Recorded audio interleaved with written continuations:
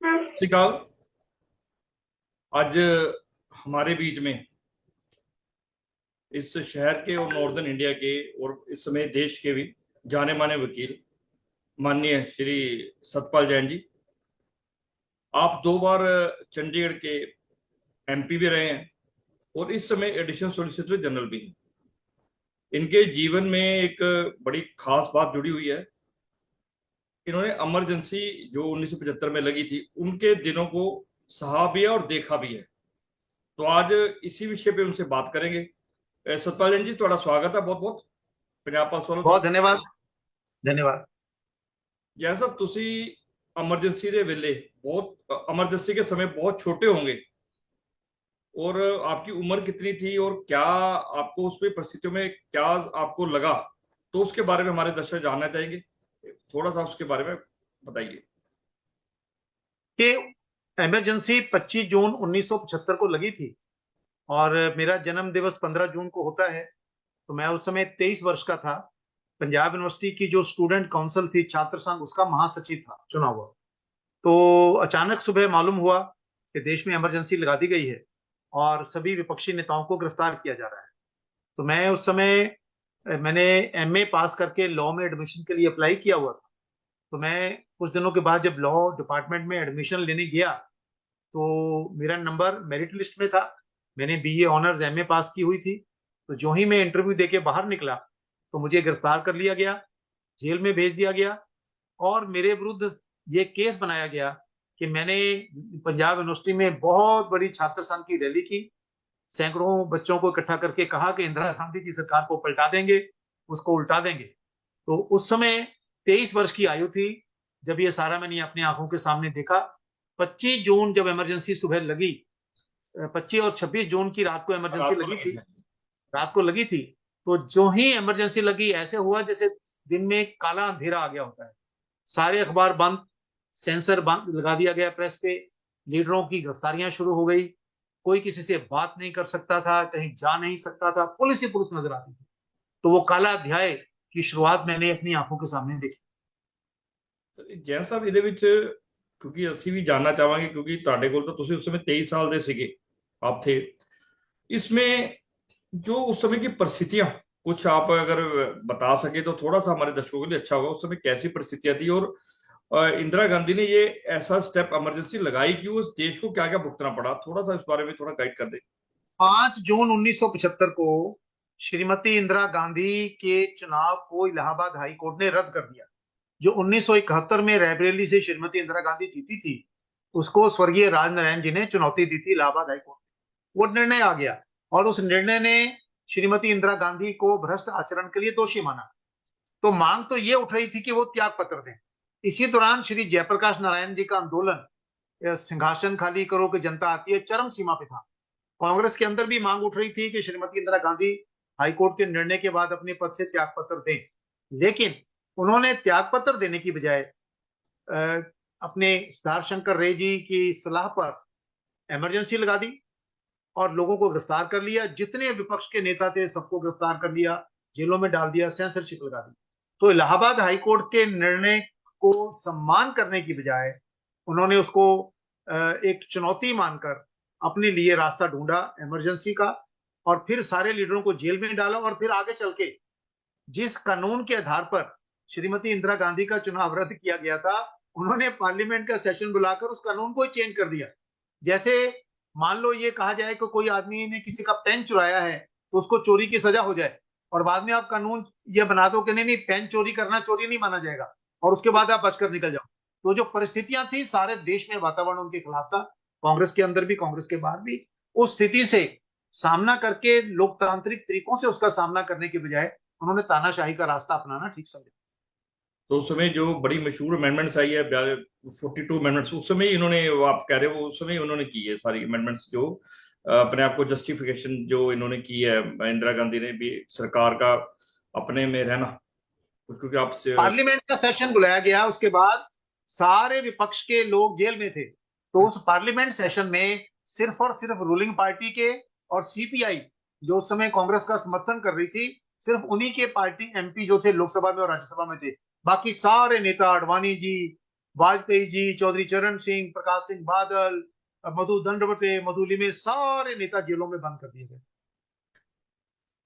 ज्ञान साहब, अब चंडीगढ़ में आप आए रहे और यूनिवर्सिटी में आपने प्रतिनिधित्व भी किया, तो हम जानना चाहेंगे भी, एक तो आप कौन सी तरीकों को गिरफ्तार हुए, फिर उसके बाद आपके साथ क्या व्यवहार किया प्रशासन ने या उस समय की पुलिस ने, उसके बारे में हम जानना चाहते हैं। ऐसा चंडीगढ़ में उन दिनों बहुशीरचंद जी गोयल जनसंघ के वरिष्ठ नेता थे, पंडित रामसुख शर्मा, प्रेम सागर जी जैन, ऐसे लोग थे जो उस समय पार्टी का नेतृत्व यहाँ कर रहे थे। मैं विद्यार्थी परिषद में उस समय काम करता था, और जब इमरजेंसी लगी तो पुलिस ने एकदम से जो जो लोग सुबह पकड़े गए उनको पकड़ लिया था। और जो बाकी लोग थे, तो कुछ दिनों के बाद ये तय हुआ कि भी अगर पुलिस ने पकड़ना ही है तो क्यों ना कहीं इकट्ठे होकर मार्केट में, सतारा में नारेबाजी की जाए, आंदोलन शुरू किया जाए, ताकि लोगों को पता लगे कि देश में हालात कैसे पैदा हो रहे हैं। तो उस सिलसिले में गिरफ्तारियां शुरू हो गई थी।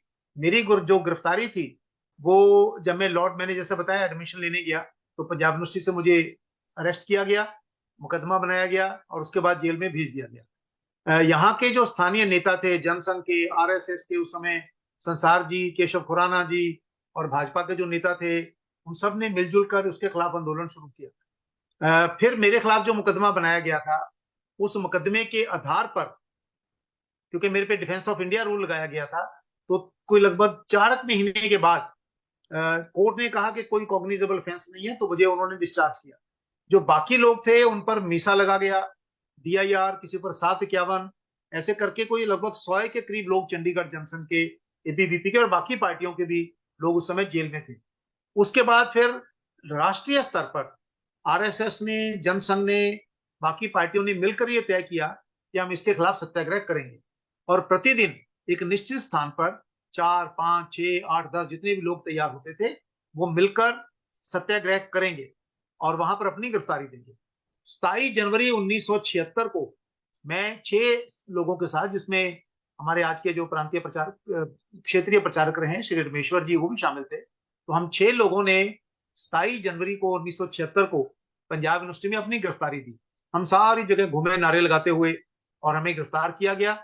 उस रात फिर पुलिस, क्योंकि बहुत गुस्से में थी कि ये क्या हो गया, ये कैसे हो गया, तो हमको पुलिस स्टेशन में ले जाया गया। उस समय सेक्टर 29 में होती थी क्राइम ब्रांच। वहां रात को मेरे को उन्होंने बहुत यातनाएं दी। मेरी उंगलियों पर ऐसे इधर तांबे की तारें, एक यहाँ और एक यहाँ बांधी गई, और एक हाथ दूसरे आदमी ने मेरा पकड़ा, और फिर वो ऐसे करके करंट के झटके मेरे को दिए। और करंट के झटके दिए, एक बार तो लगने लगा कि शायद अब बचना मुश्किल होगा, क्योंकि उस समय मैं बहुत ही दुबला पतला था, परंतु भगवान की कृपा से मैं उस समय बचा। और मुझे याद है, एसएचओ होते थे वहां उन दिनों, के शर्मा, ठीक है। जब 2, 3 बार, 4 बार उन्होंने ऐसे झटके दिए, तो उसने फिर जो झटके देने वाले अफसर को कहा कि यार बस करो। कहता क्यों ऐसा करते हो, कल को कोई ऊंची नीची बात होगी, कौन जवाब देगा, और ये आदमी कहता कभी जाके कल एमएलए, एमपी, मिनिस्टर बन सकता है, बस करो, कहता हमारी ड्यूटी होगी, अब छोड़ो। तो उसके बाद हम लोग आए, पुलिस स्टेशन में दोबारा हमको ले गए। अगले दिन मुझे श्री एचआर नागरा होते थे, जो उस समय सीजीएम थे, उनकी कोर्ट में पेश किया गया। और जो सरकारी वकील थे, उन्होंने रिमांड मांगा, पुलिस रिमांड। तो क्या? जज ने पूछा पुलिस रिमांड किस लिए मांग रहे हो? बोले जी हमने वो मशीनें ट्रेस करनी है जहां इनके इमरजेंसी के खिलाफ पोस्टर टाइप होते हैं, हमने उन बंदों का पता करना जो उसको छापते हैं, वो सारी बातें उन्होंने कही। तो मुझे याद है नागरा साहब ने फाइल देख के नाम पढ़ के बोला कि Mister Vora, the Mister Satpal Jain is the same fellow who is the general secretary of the students union. Yes.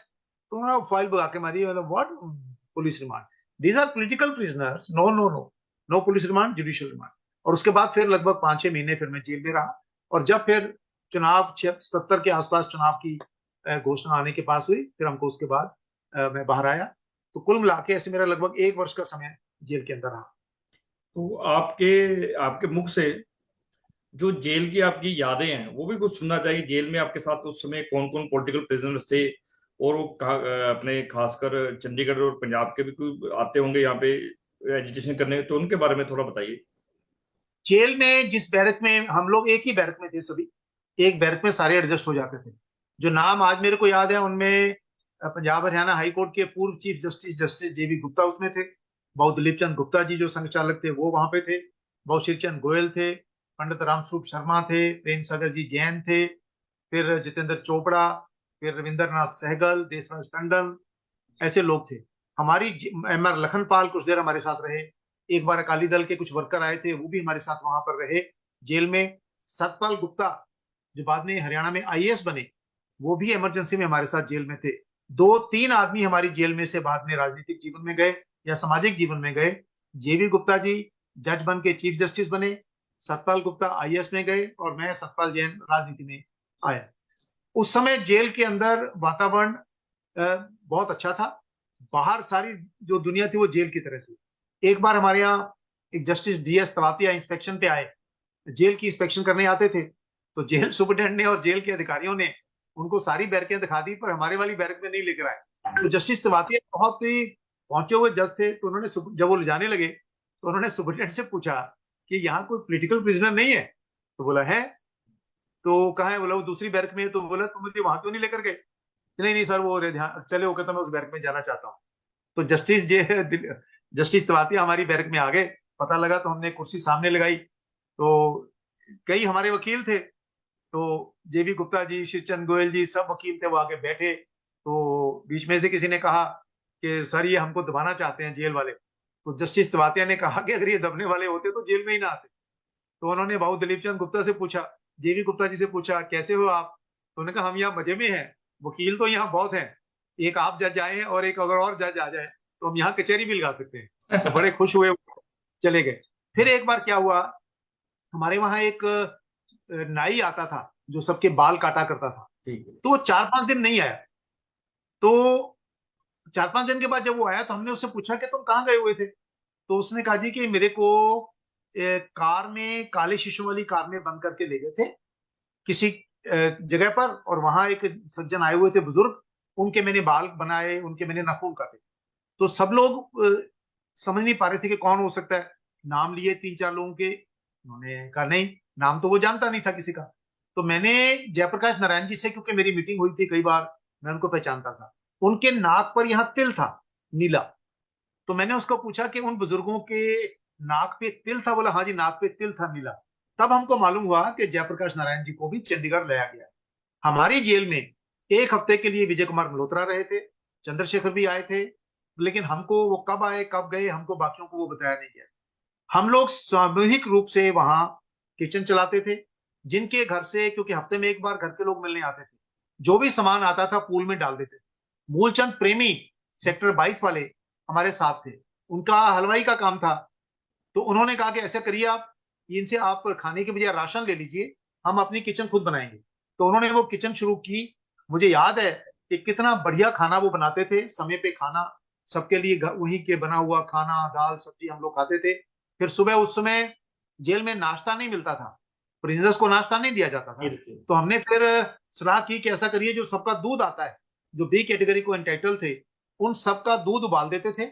सुबह जो मलाई आती थी, और ब्रेड के 5-6 पैकेट मंगवा लेते थे, एक एक पीस ब्रेड का, उसमें थोड़ी मलाई लगा के, वो हमारा सबका नाश्ता होता था, और चाय वहां से हमको आती थी, वो देके हम करते थे। तो ये ऐसा अच्छा एक बहुत बढ़िया माहौल था, मिलजुल कर सब लोग रहते थे। हमारे साथ उस समय आनंद मार्ग के लोग भी थे, एमआर लखनपाल जी भी थे दूसरी पार्टियों के। तो ऐसे करके, अच्छा, मैं समझता हूँ कि जेल का वातावरण मेरे लिए बहुत अच्छा था। और मुझे अभी तक याद है कि जब मैं जेल से छूट के आया, तो मैं अंडरग्राउंड पंजाब यूनिवर्सिटी में अपने स्टूडेंट साथियों से मिलने गया डिपार्टमेंट में। तो हमारे डिपार्टमेंट में लड़कियां बहुत ज्यादा थी, लड़के कम थे। तो जो ही मैं वहां गया, तो सबने एक स्वर से, लड़कों ने भी लड़कियों ने कहा कि जैन साहब, आप जेल से सेहत अच्छी बना के सुधार के आए, क्योंकि पहले बहुत दुबले पतले होते थे, अब आपकी सेहत अच्छी हो गई है। और मैंने जैसे कहा, बिजली का करंट तो मैंने संभाल के रखा है, जब भी जरूरत होती है बटन दबा के अपने आप को इलेक्ट्रीफाई कर लेते। इसका मतलब जो आप जितने भी लोग आप जेल में थे, जो जिन्होंने सुने तस्वीर से बातें से, तो आप एक मेंटली आप लोगों का बहुत स्ट्रांग थे, आप बहुत स्ट्रांग होके निकले, और उस समय भी आपका मानसिकता जो बहुत स्ट्रांग वाली बनी, ऐसा आपकी बातों से पास। यातनाएं तो लोगों को बहुत दी। रामलाल गुप्ता जी ने, जब कांग्रेस का सेशन हुआ था, उनके साथियों ने, कालिया जी ने और बाकी लोगों ने जब उसके खिलाफ नारे लगाए और पोस्टर फेंके चंडीगढ़ में, तो उनको इतनी बुरी तरह से पीटा गया था, इतनी बुरी तरह से उनको मारा गया था।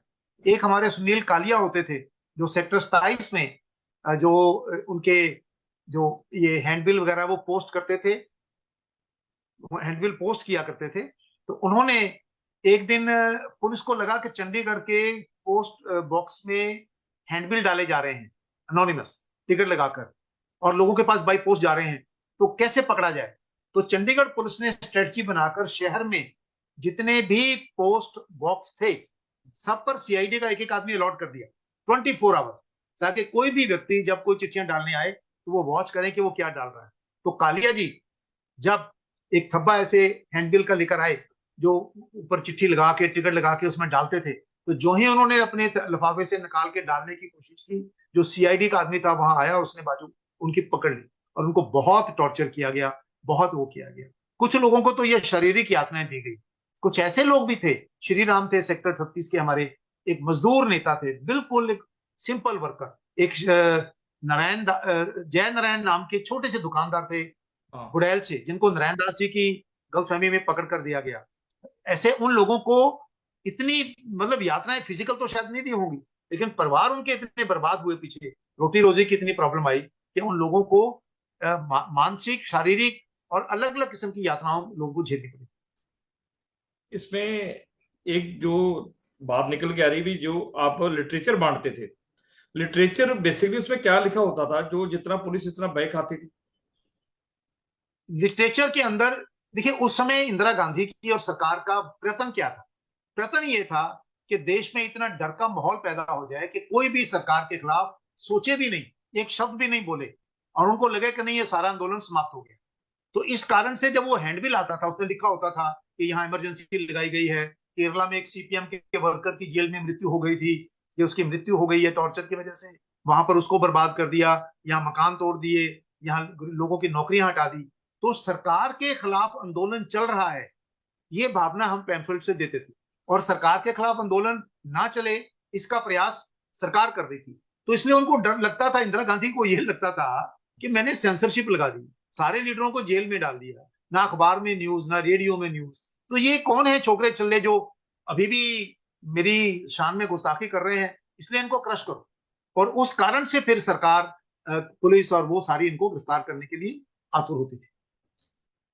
जैसा आज आपने कई चीजें हमारे दर्शकों को बताई है, और मुझे लगता है भी ये जो 75 का जो अवधि जिसे कहते हैं, हम काला साल भी कहते हैं, ये देश को उसमें सबक सीखने वाली भी जरूरत है।